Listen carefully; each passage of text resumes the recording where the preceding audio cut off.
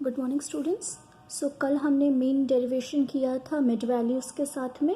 आज हम देखेंगे जब एक्सक्लूसिव सीरीज़ में हम जब मीन निकालते हैं तो हम कैसे निकालते हैं। ठीक है, जो आपकी सीरीज़ होती है एक्सक्लूसिव वो कैसी होती है, 20 to 29, 30 to 39, 40 to 49, जहाँ पर आपकी लास्ट वैल्यू जो होती है वो मिस्ड आउट होती है, वो कंटिन्यूअस सीरीज़ नहीं होती है।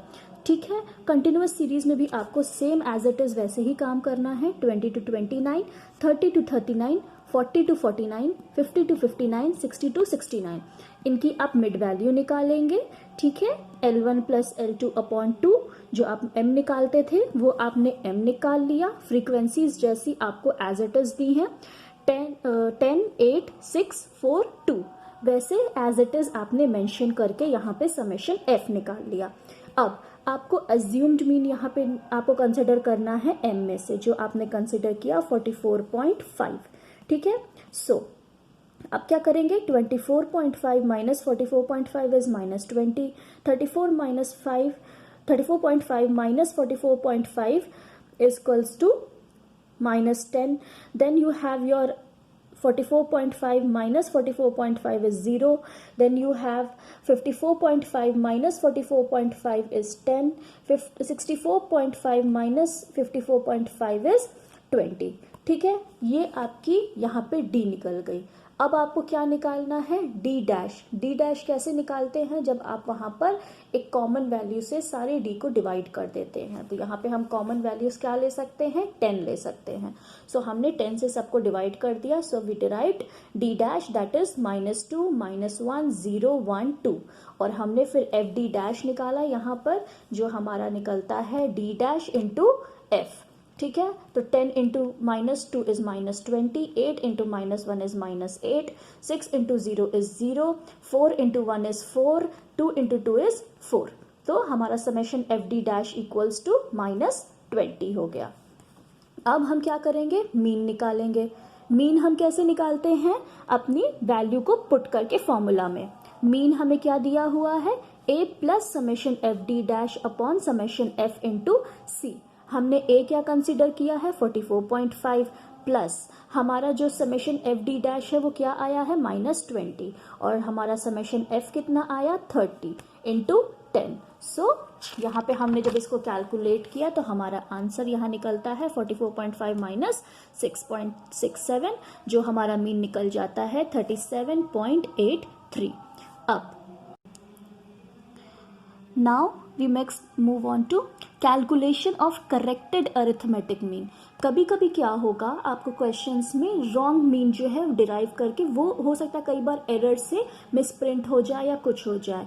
तो जब रॉन्ग मीन आपको दिया हो तो आप करेक्टेड मीन को कैसे वहाँ पे रिप्लेस करते हैं, कैसे उसकी वैल्यू को कंप्यूट करते हैं। ठीक है, इसका फॉर्मूला होता है mean equals to summation x wrong plus correct value minus incorrect value upon n। ठीक है, अब आप समझिए एक एग्जाम्पल से। Mean marks obtained by 100 students are estimated to be 40। Later on, it is found that one student was read as 83 instead of 53. Find out the correct mean। इस case में क्या हुआ, 100 स्टूडेंट्स की यहाँ पर मीन निकाली गई। ठीक है, जो कि एस्टिमेट हमारी निकल के आई 40, लेकिन बाद में पता चला कि मीन निकालते टाइम एक स्टूडेंट का जहाँ 53 वैल्यू थी उसकी वैल्यू 83 कंसिडर कर दी गई, मतलब 30 का डिफरेंस था, और इसकी वजह से ऑब्वियस सी बात है आपकी मीन में चेंजेस आएंगे। तो इसको हम कैसे सही करेंगे, समेशन जो हमारा मीन होता है that equals to summation x upon n. ठीक है, या फिर summation x equals to x mean into n. ठीक है, हमें यहाँ पर दिया हुआ है मीन हमें 40 दी हुई है और हमें नंबर दिया हुआ है 100। हमें निकालना है समेशन एक्स की, समेशन एक्स कितना आया था जब 40 मीन निकला। सो हमने वैल्यू को थोड़ी सी इंटरचेंज की और हमने यहाँ पर निकाल लिया कि जो रॉन्ग हमें मीन निकला था वो उसका समेशन एक्स हमने कंप्यूट किया 4000। कैसे, हमें वैल्यू दी हुई थी, जब हमें मीन की हमें पता है कि x mean equals to summation x into n. अब हमें समेशन एक्स की वैल्यू नहीं पता, तो हम कैसे निकालेंगे? मीन इंटू एन कर देंगे तो हमें समेशन एक्स की वैल्यू पता चल जाएगी। ये हमें दिया है 40 इंटू 100, तो ये क्या निकल जाएगा 4000। ये हमारा रॉन्ग मीन के टाइम पे समेशन एक्स यहाँ पे 4000 निकल गया। अब करेक्ट वैल्यू थी 53 की, जिसको गलती से 83 लिख दिया गया। तो अब करेक्ट मीन कैसे निकालेंगे? Mean equals to summation x wrong plus correct value minus incorrect value upon n. ठीक है, तो समेशन एक्स हमारा कितना निकला 4000 प्लस करेक्ट वैल्यू है हमारी 53 माइनस रॉन्ग वैल्यू जो इनकरेक्ट वैल्यू है वो क्या है 83, तो अपॉन 100। तो ये हमने निकाल लिया 3970 अपॉन 100। हमारा मीन निकल गया 39.70। जो हमारा मीन पहले 40 निकला था, अब वो सही मीन हमारा निकला 39.70, जब हमने उस एक स्टूडेंट की वैल्यू को वहां पे करेक्ट कर दिया। Next, find the missing value. ठीक है, find the missing value. Mean equals to x1 plus x2 plus x3 plus dot dot dot plus xn upon n। Missing value हम कैसे निकालते हैं? Suppose mean of a series of 5 item is 30। 4 values are 10, 15, 30 and 35। Find missing fifth value of the series. ये हम कैसे निकालेंगे अब हम देखते हैं। Assume fifth value as x5। ठीक है, मीन हमने क्या समझा? x1, x2, x3, x4, x5 upon n। सबको ऐड करके हमारा मीन निकला है, कंबाइंड मीन है ये। सो x1 हमारा क्या है 10, x2 क्या है 15, x3 क्या है 30, x4 है 35 और x5 हमें नहीं पता है, लेकिन हमें मीन पता है कि 30 है और n हमारे 5 है। तो हमने क्या किया, सबको अपनी अपनी वैल्यू पे पुट कर दिया। 30 equals to 10 plus 15 plus 30 plus 35 plus x5 upon 5। ये हमारा हो गया 90 प्लस x5 अपॉन 5। तो हमारा इक्वेशन अब क्या बनेगा? 5 को हम क्रॉस मल्टीप्लाई कर देंगे। 30 into 5 equals to 90 plus x5। So it is 150 equals to 90 plus x5।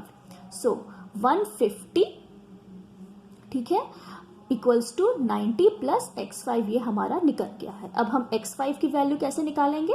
x5 equals to 150 minus 90 that equals to 60। इसका मतलब हो गया जो फिफ्थ वैल्यू की आइटम मिसिंग थी, जिसकी वैल्यू, उसकी वैल्यू है फिफ्थ आइटम की 60। ठीक है, यहां तक क्लियर है सबको? अब इसमें आपको कुछ कंफ्यूज नहीं होना है। अगर आपको 10 भी दे दिया जाए कि 10 आपको x दिए जा रहे हैं, आप उनमें से एक की वैल्यू निकालिए, तो आपको मीन वहां दिया ही होगा।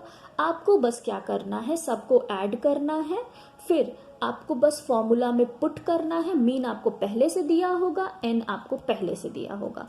जिसकी वैल्यू नहीं दी होगी उसको x, जिस नंबर की वैल्यू ना दी हो उस नंबर से उसको डिनोट कर दीजिएगा। क्रॉस मल्टीप्लाई करेंगे और आपका आंसर वहां पे आप डिराइव कर लेंगे। ठीक है, next we move on to weighted arithmetic mean.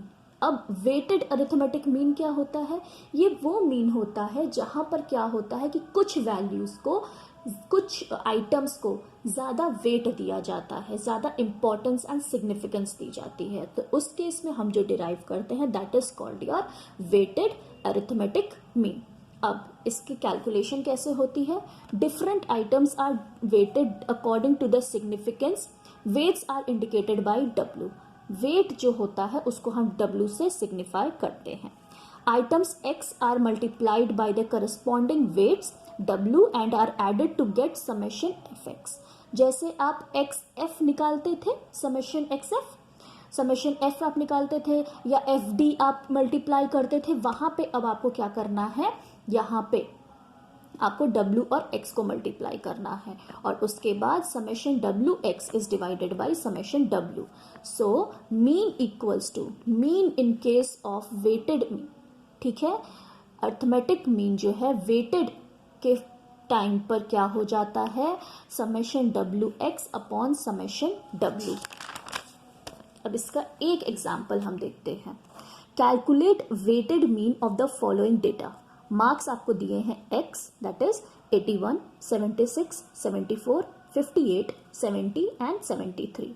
अब आपको यहाँ पर वेट w दिया गया है 2, 3, 6, 7, 3, 7। आपने एक टेबल बना लिया पहले, x 81, 76, 74, 58, 70, 73, ठीक। वेट आपने मेंशन कर दिया 2, 3, 6, 7, 3, 7। समेशन w आपने कर दिया 28। अब wx आप कैसे करेंगे, x into W. So 81 into 2 is 162, 76 into 3 is 228, 74 into 6 is 444, 58 into 7 is 406, 70 into 3 is 210 and 73 into 7 is 511। So summation wx क्या होगा 1961, ठीक है। सो वेटेड मीन क्या होगा, x bar w equals to summation wx upon summation w, that equals to 1961 upon 28, that equals to 70.04। ये आपका यहाँ पे मीन निकल जाएगा, दैट इज 70.04। एक और न्यूमेरिकल हम एग्जाम्पल देते हैं वेटेड मीन निकालने का। मार्क्स आप x को कंसिडर करिए 60, 70, 63, 59 एंड 55। वेट हैं आपके 2, 1, 5, 5, 3। मार्क्स आपने क्या डिनोट किया 60, 70, 63, 59, 55। आपने एज इट इज मेंशन कर दिया। वेट आपने एज इट इज ले लिया 2, 1, 5, 5, 3।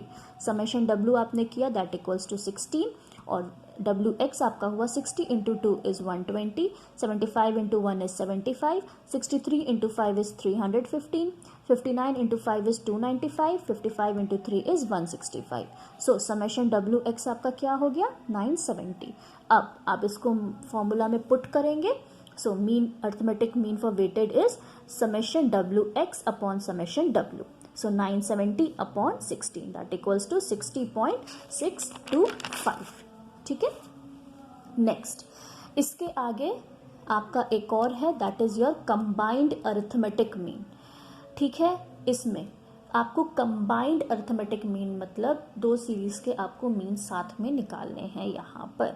सो x bar equals to 1 2 equals to x mean of 1 into n1 plus mean of 2 into n2 upon n1 plus n2, ठीक है। Here mean 1 2 equals to combined arithmetic mean of two series, x1 equals to x bar equals mean 1 equals to arithmetic mean of part 1 of the series, then mean 2 is arithmetic mean of part 2 of the series, n1 is number of items in part 1 of the series and n2 is number of items in part 2 of the series.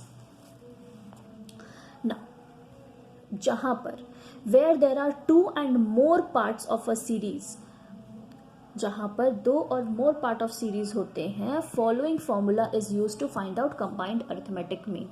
जहाँ पर 2 से ज़्यादा use होंगे वहाँ पे आप क्या करेंगे x बार 1 2 डॉट डॉट डॉट n, मतलब जितने भी हैं यहाँ पर मीन आप उतनी सीरीज आपको मेंशन्ड है उतनी सीरीज आप लिखेंगे, equals to mean n1 plus mean 2n2 plus dot dot dot mean n into n1, मतलब कि n नंबर ऑफ सीरीज जहाँ तक जाएगी वहाँ तक आप इनको मेंशन करेंगे upon n1 plus n2 plus n terms of the series तक जितने आपको नंबर ऑफ सीरीज दिए जाएं, ठीक है।